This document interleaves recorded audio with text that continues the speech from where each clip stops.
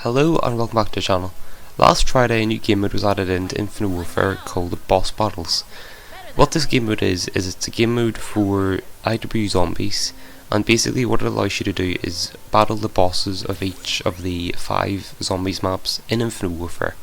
So this event started on Friday the 13th, and it had been teased for a week or two I think prior to this by Lee Ross, who's the kind of head of zombies at IW or something like that. I'm not entirely sure of his role, but he seems to be the guy who's kind of in charge of the whole thing. And he basically was teasing this for a couple of weeks, and it's finally out. So what this game mode is it's basically battle the bosses from each map. So what they have got currently is the Alien Grey from Spaceland and the Super Slasher from Rave. So the Alien Grey is actually a bit different than boss battles because it's the pre-nerf version. So I didn't actually know this, but they apparently nerfed the Spaceland boss battle close to launch, I think. So it must have been like a week or two or something like that after the launch of the game. They must have nerfed Alien, so as he didn't have as much health or whatever. But the boss battle, basically in its current state, the Alien has more health, teleports more and attacks more from what I understand. So this boss battle is actually more difficult than what the actual boss fight would be in the actual Easter egg. I suppose to sort of counteract that, there is double packed weapons in the boss fight. So in Spaceland you won't have double punched weapons unless you're doing Director's Cut. It is like the normal Easter egg, but the Alien has more health, but you also have double packed weapons. And you wouldn't think that would do much because the boss battle, or the boss fight in Spaceland, you use your wonder weapons for the Alien, you know, the wonder weapons do the most damage to the aliens and they're the best way to kill them. Well, in boss battles it's not. So as you can see from the gameplay, which might or may not be finished by now, I basically beat the boss fight in 59 seconds using the double pack punch Reaver and the explosive touch fortune card. Basically what the tactic for this is basically I wasn't able to beat the boss fight apart from like once, I think. And then I saw this thing in Reddit which was like someone doing it with like the Discord and the Shredder with explosive touch, and you know, I tried that. I think I might have got it, I'm not sure, but then I saw someone else do it with the pack punch Reaver and explosive touch, so I thought why not, and basically 59 seconds. So yep, that's the best way to do it. So if you're doing Director's Cut like the normal boss fight, I recommend using that setup because that seems to be the best setup for the boss fight now. Because I think the Reaver's a box weapon in Spaceland, if I'm correct in saying so. But basically, boss battle for Spaceland is a bit harder than what it usually is in the actual Easter egg. However, you do have double packed weapons, and yeah, it makes it a bit easier. So the second boss battle is the Super Slasher from Raven Redwoods. This boss battle is basically identical to what it is like in the actual map when you do the Easter egg. The only thing is that I'm pretty sure with these boss fights it's round 20 and above, whereas if you're doing this in an actual game you're probably trying to aim to do it before round 20. Yeah, that's probably a bit, you know, that makes it a bit more difficult. However, Rio's pretty painless actually. I think I've like done it twice, but I haven't been like constantly playing the game mode. So yeah, it's pretty good. That's it basically for the boss battles. I think it's a really good idea, so it's really useful for, you know, practicing boss battles and boss fights. For example, my friend and I have been doing the Easter eggs on IW zombies for the past month, I think. Basically since I think Beast and Beyond was added to PS4, I think we started maybe just before that, but basically we've done Spaceland, Rave and Shaolin, their Easter eggs, and we're currently in Attack, and we have tried to boss fight twice and have failed.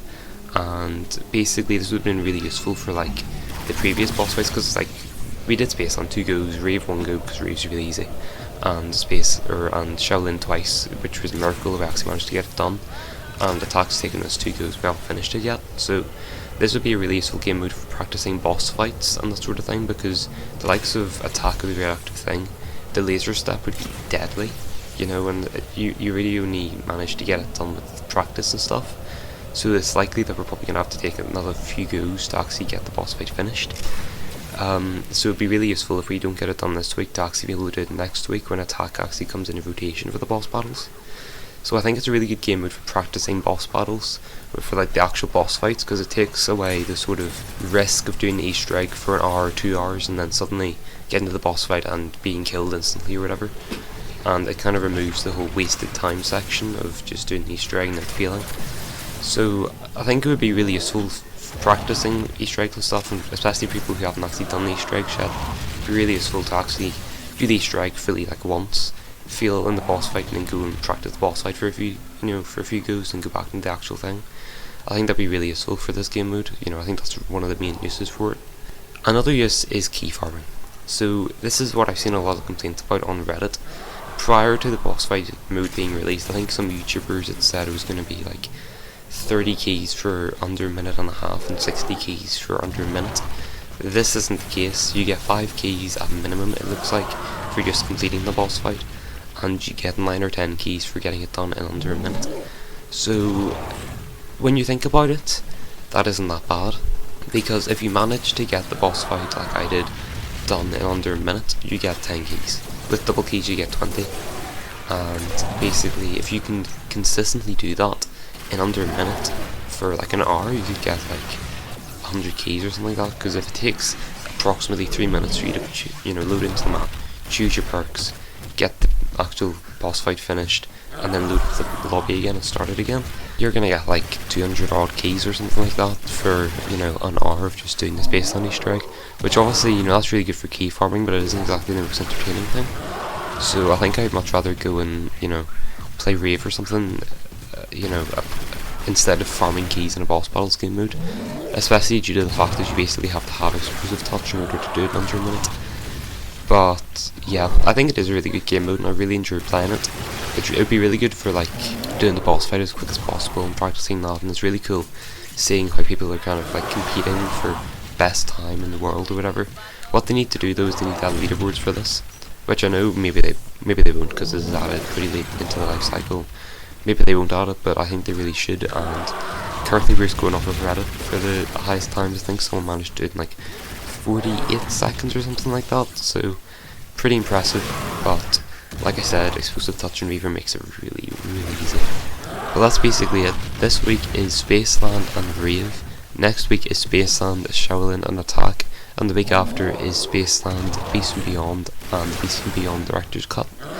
That's because the Beast and Beyond boss fight is different to the Director's Cut Beast and Beyond boss fight, because I believe you actually have to do the boss fight.